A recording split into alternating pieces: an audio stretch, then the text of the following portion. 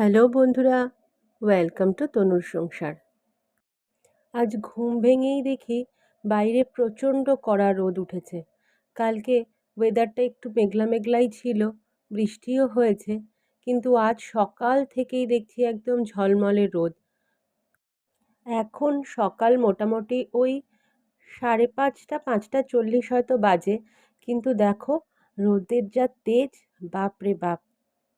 Normal October মাসের এরকম শেষের দিকে একটা হালকা শীতের আমেজ থাকে, হালকা ঠান্ডা হাওয়া বইছে ঠিকই, কিন্তু রোদের তেজ এতটাই যে সেই হাওয়াটা আর গায়ে লাগছে না। কিন্তু যেটাই হোক, সকালে এই আকাশটা দেখতে আমার ভীষণ ভালো লাগে জানো। আর এই সময়টা আমার আরও বিশেষ করে প্রিয় কেন জানো? কারণ এই সময়টা বাড়ির ম্যাক্সিমাম সদস্যরা আমাদের ঘুমোচ্ছে এখন।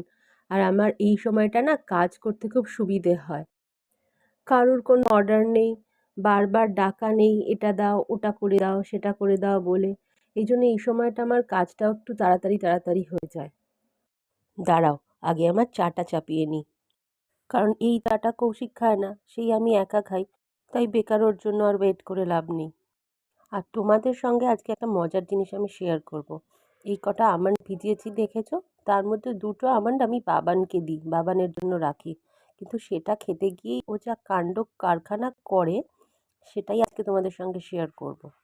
দাঁড়াও, ওদিকে চাটাও ফুটে গেছে, একটু আদাটা ঘষে নিই, কারণ এই আদার রসটা আমি দেব একটু ওই চায়ের মধ্যে। এই চাটা সকালে যখন আমি বানাই, এর রসটা আমি যতটা পারি গ্লাসের সঙ্গে অ্যাড করে নিই বা কাপে নিয়ে নিই, কিন্তু বাকি এই যে আদার যে বাকি অংশটুকু থাকে, এটা আমি এই চায়ের মধ্যে দিয়েই ফোটাতে থাকি। আর এই ড্রিঙ্কটা এতটাই হেলদি এবং রিফ্রেশিং ড্রিঙ্ক না, তোমরা যদি ট্রাই করো তাহলে তোমরা বুঝতে পারবে। চলো, কমপ্লিট। এবার খালি এটাকে ঢেলে নিয়ে খানিকক্ষণ ঠান্ডা করে নেব।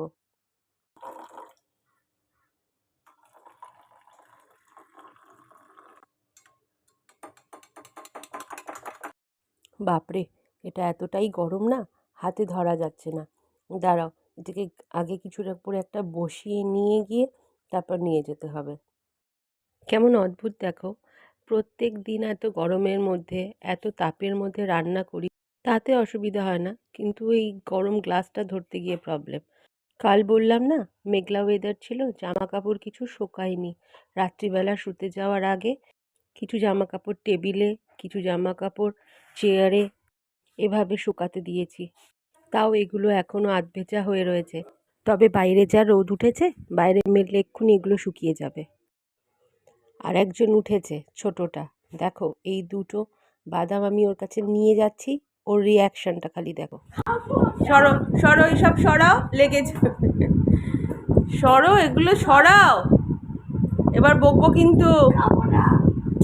কি গো, দেখবে এসো, খোলো বাবা, এটা খোলো, বাবা আসবে বকা দেবে। দেখি, চলো দেখি দেখি দেখি, আমি টপ করে মুখে দিয়ে দেবো। এমনভাবে মুখে নিয়ে চেবাতে থাকে দেখো, যেন মনে হচ্ছে ওর মুখে কিছু লোহার দানা দিয়ে দিয়েছি, যেগুলো ও চেবাতে অক্ষম, তাই জন্য ওরকমভাবে পাগলে যাচ্ছে সারা মুখ ধরে। এত বড় ছেলে হয়ে গেছে, তারপরেও এইগুলো ভালো লাগে বলো? নাও, শুরু। একটাকে সামলালাম, এবার আরেক জায়গা থেকে এবার খোঁজ আসছে চা হয়েছে কিনা এতক্ষণে। যাক বাবা, আজকে চাটা মাপের মাপ করেছি। প্রত্যেক দিন এইটুকু করে চা কে করতে পারে বলো? আমাকে করতে হয়। এর থেকে বেশি চা দিলেই কৌশিক আবার খায় না, ফেলে দেয়। কিন্তু এত অল্প চা করা যায় বলো তো? এদিকে দেখো আমার দুর্দশা, ঠান্ডা করতে দিয়েছিলাম, ঠান্ডা তো দুরস্ত জুড়িয়ে জল হয়ে গেছে, কিন্তু মুখে লাগাতে পারিনি। আমাদের মেয়েদের হয় এই এক জ্বালা, সবার যত্ন নিতে নিতে অলক্ষ্যে যে কখন নিজেদেরই অযত্ন আমরা করে ফেলি, আমরা বুঝতে পারি না। কিন্তু যেটা সব থেকে বড় ভুল। আসলে কি করব, ছোট থেকেই আমরা বাড়িতেই শিখে এসেছি এইসব ধরনের শিক্ষা, যে আগে নিজেকে না, আগে সকলের স্বার্থে নিজেকে রাখতে হয়। তাই যে অভ্যাসটা এতদিন বহন করে এনেছি, সেই অভ্যাসটা এত তাড়াতাড়ি কি করে পাল্টে দিই বলো? আসলে একার সংসারে সব কিছুই তো নিজেকেই খেয়াল রাখতে হয়, না হলে কি করে চলবে বলো? এই যেমন কালকে বাজারটা এনেছি, কিন্তু ঠিকঠাকভাবে ওটাকে ঢালতেও পারিনি, প্যাকেট সমেতই ভরে রেখেছি ফ্রিজে। আর আজকে যেহেতু বৃহস্পতিবার, তাই জন্য আজকে না রান্না সেরকম ঝামেলা করব না, শুধু মাছের ঝোলের ওপরে রাখবো। আহারে, কি সুন্দর এক মাথা চুল নিয়েছিল, সেটাকে দিলাম আমি ন্যাড়ামুন্ডি বানিয়ে। আজকে এই পটলগুলোকে দিয়েই মাছের ঝোল প্লেন বানিয়ে রাখি। আর দেখো, বেশ কিছুদিন ধরেই এগুলো রিফিল করতে হবে। ওটস, মুসলি সবই প্রায় শেষের পথে। সেইগুলোকে যে রিফিল করব, সময় করে উঠতে পারছিলাম না। আজকে একদম প্রায় শেষ, না করলেই নয়। এই জন্য আজকে সব বার করেছি, আগে রিফিলটা করে নিই। দাঁড়াও, পটল ভাজাটা বসিয়ে দিয়েছি, এবার এক এক করে এগুলো রিফিল করে নিই। না হলে অফিস যাওয়ার সময় যখন খেতে দিতে যাব কৌশিককে, তখন লাগবে তাড়াহুড়ো।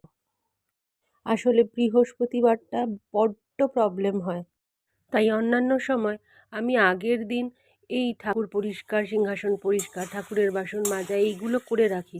কিন্তু এ সপ্তাহে না সেটা হয়নি, বাবানকে পড়াতে গিয়ে কালকে দেরি হয়ে গেছে। তাই এক্সট্রা টেনশন হচ্ছে যে কখন এগুলো মিটিয়ে আমি যাব ওই দিকে। আর এই যে ঝোলটা হয়ে গেছে প্রায়। বাড়িতে আমি মশলাটা না করে রাখি, এটাই একটু মাঝে মাঝে যখন স্বাদ বদলের কিছু রান্না করি, তখন এই মশলাটাকে আমি একটু দিয়ে দিই, তাহলে যে কোনো জিনিসের একটা টেস্টটা ইনহ্যান্স হয়ে যায়। তো চলো, মাছের ঝোলও রেডি। আর এখানেই আমি আমার ভিডিওটা শেষ করলাম। ভালো লাগলে অবশ্যই লাইক করো, আর অবশ্যই চ্যানেলটাকে সাবস্ক্রাইব করে দিও। টাটা।